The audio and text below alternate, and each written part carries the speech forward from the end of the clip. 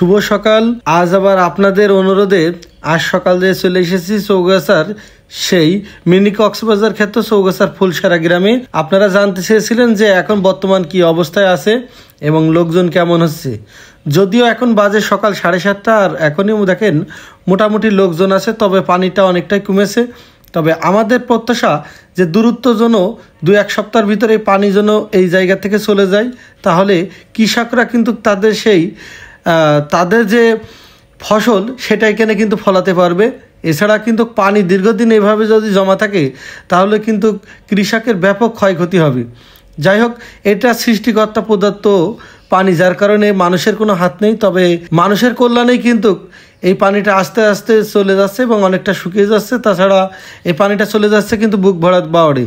বর্তমান আমি এখন আছি, দেখুন বর্তমান এখনও কিন্তু অনেক পানি আছে এই জায়গায়, অনেকটাই বুক সমান পানি আছে।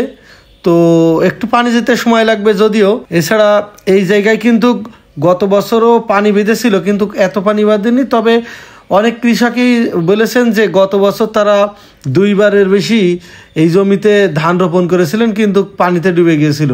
কিন্তু এইবার তো সে আশায়ও গুড়িয়ে বালি। এইবারও যে কৃষকরা এখানে ধান করতে পারবে এটা আসলে বলাই যাচ্ছে না।